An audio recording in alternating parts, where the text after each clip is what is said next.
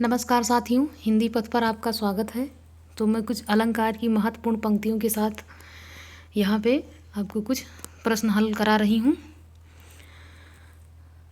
तो दोस्तों यहाँ पे देखेंगे कि चरण धरत चिंता करत चितवत चारु ओर सुवर्ण को खोजत फिरत कपि व्यभिचारी चोर। तो इस पंक्ति में पूछ रहा है कि कौन सा अलंकार है। तो दोस्तों यहाँ पे हो जाएगा उपमा अलंकार, रूपक अलंकार, यमक अलंकार, श्लेष अलंकार। तो दोस्तों यहाँ पे सही हो जाएगा श्लेष अलंकार। क्यों सही हो जाएगा? क्योंकि यहाँ पे जो है चरण धरत चिंता करत चितवत चारु ओर। चरण मतलब कि जैसे ही पैर रखता है तो चोर जो होता है वो चारों तरफ देखने लगता है और अपने मन में थोड़ा सा चिंता भी करने लगता है। और किसको खोजता है? सोने को खोजता हुआ। तो यहाँ पे सुवर्ण, सुवर्ण मतलब यहाँ पे तीन अर्थ निकलता है। सुवर्ण का मतलब होता है सुंदर स्त्री, और सुवर्ण मतलब सुंदर वर्ण, और सुवर्ण मतलब सोना। तो अपने अपने लिए सब लोग, जैसे कामी पुरुष जो होता है सुंदर स्त्री की खोज करता है, और जो कवि लोग होते हैं वो सुंदर वर्ण खोजते रहते हैं, और सुवर्ण जो है चोर जो होता है वो सोने की तलाश में इधर उधर वो भी सोना खोजता है। तो यहाँ पे सही हो जाएगा श्लेष अलंकार, क्योंकि एक ही शब्द में कई सारे अर्थ चिपके रहते हैं, तो इसलिए यहाँ पे श्लेष अलंकार हो जाएगा। अब आइए हम जो है अगली पंक्ति देखते हैं, जहाँ एक शब्द अथवा शब्द समूह का एक से अधिक बार प्रयोग हो किंतु उसका अर्थ प्रत्येक बार भिन्न हो, वहाँ कौन सा अलंकार होता है। तो वहाँ पे हो जाएगा दोस्तों, वहाँ पे हो जाएगा अनुप्रास अलंकार, यमक अलंकार, श्लेष अलंकार, भ्रांतिमान अलंकार। तो यहाँ पे हो गया है कि शब्द समूह एक से अधिक बार प्रयोग हो लेकिन उसके प्रत्येक बार उसका अर्थ भिन्न हो, तो वहाँ अलंकार हो जाएगा यमक अलंकार, वहाँ हो जाएगा। यहाँ हम अगली जो है पंक्ति देखते हैं। पंक्ति क्या उदाहरण है समझ लीजिए। जहाँ उपमेय में उपमान का भेद रहित आरोप हो वहाँ कौन सा अलंकार होता है। तो जहाँ उपमेय प्रस्तुत पर उपमान अप्रस्तुत का अभेद आरोप किया जाए वहाँ कौन सा अलंकार होता है। यहाँ पे दो परिभाषा दी हुई है। तो यहाँ पे हो जाएगा, यहाँ पे क्या हो जाएगा, यहाँ पे हो जाएगा उपमा अलंकार, उत्प्रेक्षा अलंकार, रूपक अलंकार, प्रतीप अलंकार। तो दोस्तों यहाँ पे सही हो जाएगा रूपक अलंकार। आइए हम लोग अगला प्रश्न देखते हैं कि ऊधो जोग जोग हम नाही उक्त पंक्ति में कौन सा अलंकार है। तो यहाँ पे हो जाएगा अनुप्रास अलंकार, श्लेष अलंकार, यमक अलंकार, उत्प्रेक्षा अलंकार। यहाँ पे सही हो जाएगा यमक अलंकार, क्योंकि यहाँ पे जोग जोग दो बार आया है और दोनों बार उसका अर्थ क्या है? अलग अलग है। तो यहाँ पे हो जाएगा यमक अलंकार। एक जोग का अर्थ होता है योग और एक का अर्थ होता है जोगी, मतलब कि जो कह रहे हैं कि राम कृष्ण का जो है, गोपियाँ कहती हैं कि उधो हम जोग तुम्हारे जोग के योग्य नहीं हैं। तो यहाँ पे सही हो जाएगा यमक अलंकार। आइए हम अगला प्रश्न देखते हैं, जहाँ उपमेय और उपमान के साधारण धर्म में भिन्नता होते हुए भी बिंब प्रतिबिंब भाव से कथन किया जाए वहाँ कौन सा अलंकार होता है। तो दोस्तों वहाँ पे हो जाएगा उपमा अलंकार, अनन्वय अलंकार, उत्प्रेक्षा अलंकार, दृष्टांत अलंकार। तो दोस्तों वहाँ पे सही हो जाएगा दृष्टांत अलंकार, क्योंकि यहाँ बिंब प्रतिबिंब का भाव यहाँ प्रदर्शित किया करने की बात कर रहा है इस परिभाषा में। तो यहाँ पे हो जाएगा दृष्टांत अलंकार। आइए हम अगला प्रश्न देखते हैं कि अजो तरौना ही रहो सुत सेवत इक रंग नाक बास बेसर लेहो बस मुक्तन के संग। तो इस पंक्ति में कौन सा अलंकार हो जाएगा? इसमें हो जाएगा यमक अलंकार, श्लेष अलंकार, उत्प्रेक्षा अलंकार, उपमा अलंकार, या फिर हो जाएगा जो है। तो यहाँ पे सही आंसर हो जाएगा श्लेष अलंकार। क्यों हो जाएगा? क्योंकि जब जो श्लेष अलंकार होता है उसमें एक अभंग पद होता है और एक सभंग पद होता है। तो अभंग का मतलब होता है जहाँ किसी भी शब्द को भंग ना किया जाए और उसका अर्थ निकल आए, और एक होता है कि उसको भंग करने पर उसका अर्थ जो है प्रदर्शित हो। तो यहाँ पे अजो तरयो ना ही रहो, तो यहाँ पे यदि ना को अलग कर दिया जाए कि तरयो ना मतलब कि मैं तरा नहीं, तो आज भी मैं तरा नहीं, और आज भी तराउनो। तो यहाँ तरोना का मतलब होता है कान में पहनने वाला आभूषण, और तरोना का मतलब मैं तरा नहीं, भवसागर से मैं तरा नहीं। अजो तरोना ही रहो सुत सेवत इक रंग। सुत मतलब कि सुनता रहा वेद पुराण सुना, लेकिन क्या हुआ कि मैं तरा नहीं। और ये है नाक बास बेसर ले हो, तो नाक में पहनने वाला आभूषण होता है बेसर, तो उसको जो है उसकी प्रतिष्ठा बढ़ जाती है कहाँ, जब वो नाक में पहन लिया जाता है।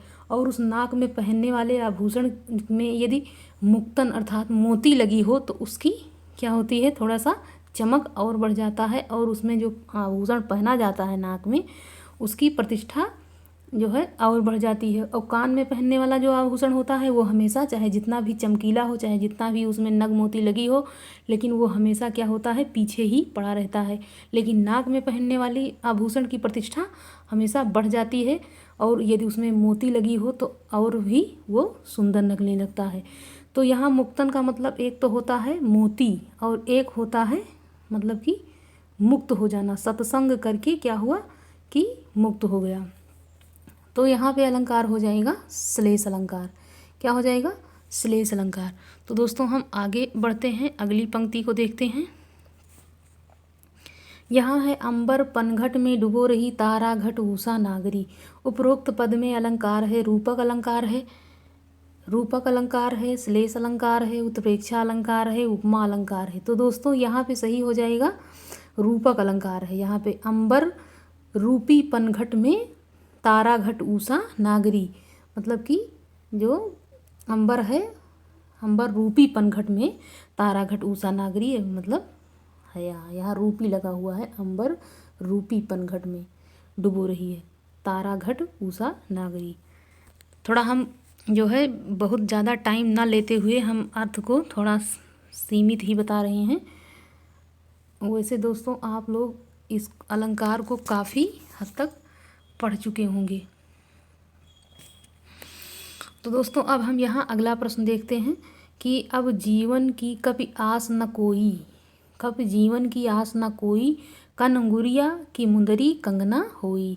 उपरोक्त उक्त पद में निहित अलंकार का नाम निम्नांकित विकल्पों में से लिखिए। तो यहाँ पे सही क्या हो जाएगा, यहाँ पे हो जाएगा सही दृष्टांत अलंकार, उपमा अलंकार, उत्प्रेक्षा अलंकार, अतिशयोक्त अलंकार। यहाँ पे सही हो जाएगा अतिशयोक्त अलंकार। क्यों हो जाएगा, क्योंकि यहाँ पे कन अंगुरी की मुंदरी कंगना हुई, तो मतलब कानी अंगुरी की मुंदरी को कंगन जो है कंगना को बता दिया गया है कि वो हाथ कितने पतले हो गए हैं, बहुत पतले हो गए हैं। कितने पतले कि जो कानी उंगली होती है उतने जो है हमारे हाथ पतले हो गए हैं। तो उसमें जो है मुंदरी किसके समान लग रही है, कंगन के समान हो गई है।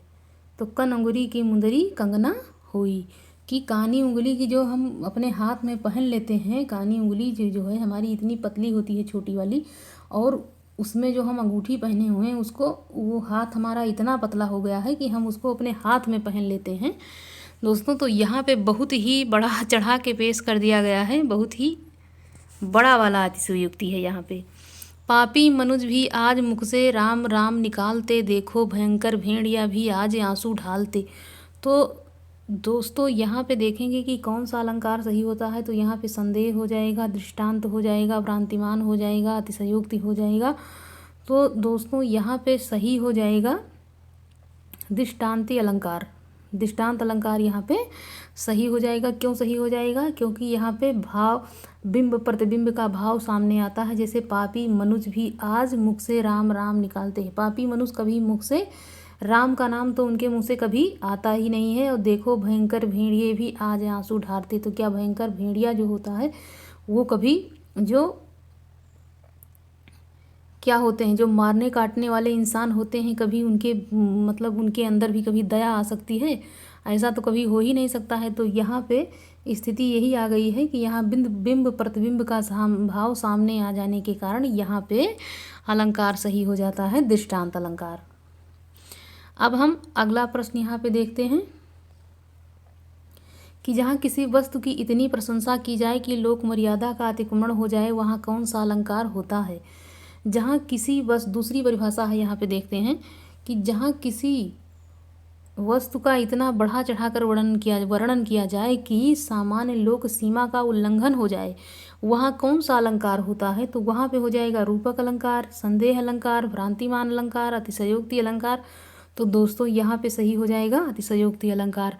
अब हम लोग आगे बढ़ते हैं, अगला क्वेश्चन देखते हैं। जहाँ उपमेय को उपमान और उपमान को उपमेय बना दिया जाए वहाँ कौन सा अलंकार होता है? तो जहाँ प्रसिद्ध, यहाँ पे दो परिभाषा दी हुई है कि जहाँ प्रसिद्ध उपमान को उपमेय बना दिया जाए अथवा उसकी व्यर्थता प्रदर्शित की जाए वहाँ कौन सा अलंकार होता है? तो दोस्तों यहाँ पे सही हो जाएगा रूपक अलंकार, प्रतीप अलंकार, अन्वय अलंकार, उत्प्रेक्षा अलंकार। काफ़ी महत्वपूर्ण परिभाषा भी दी हुई है और जो पंक्तियाँ आई हैं बहुत हद तक यही सारी पंक्तियाँ हर एग्ज़ाम की दृष्टि से उसमें आती रहती हैं। यदि इन पंक्तियों को अच्छे से पढ़ लिया जाए, याद कर लिया जाए तो हर एग्ज़ाम को आसानी से जो है क्रैक किया जा सकता है। तो दोस्तों हम यहाँ पे सही हो जाएगा प्रतीप अलंकार।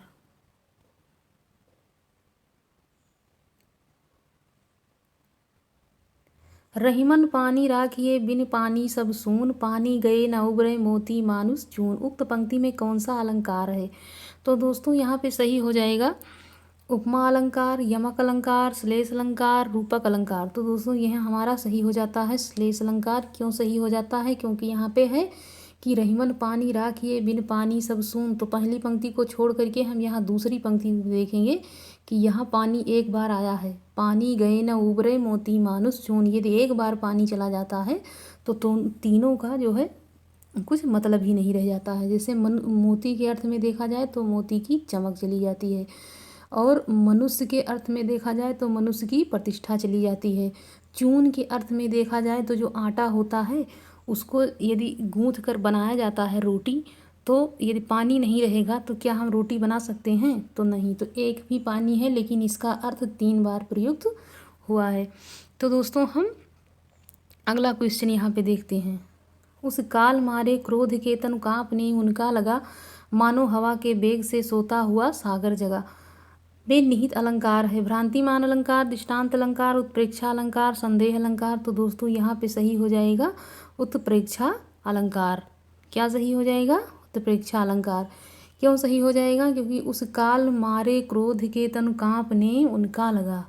उस समय क्रोध से तन काँपने उसका लगता है और मानो हवा के बेग से सोता हुआ सागर जगा। मानो शब्द यहाँ आने के कारण भी यहाँ पे कुछ हद तक पंक्तियाँ हमको यहीं से समझ में आ जाती हैं कि यहाँ पे उत्प्रेक्षा अलंकार है। जो हम शब्द एक पहचान बनी हुई है कि जनु जानो, मानो, मनो, जनो, इस प्रकार के शब्द जहाँ पे आ जाते हैं वहाँ पे उत्प्रेक्षा अलंकार हो जाता है। तो दोस्तों हम अब जो है इन जो है परिभाषा जो यहाँ पे हमने प्रस्तुत किया और जो अलंकार की पंक्ति यहाँ आप लोग देखिएगा कि ये पंक्तियाँ आप लोगों के लिए कितनी हेल्पफुल साबित हो सकती हैं। तो दोस्तों हम कुछ और महत्वपूर्ण उदाहरण और पंक्तियों के साथ फिर उपस्थित होंगे। तब तक के लिए धन्यवाद।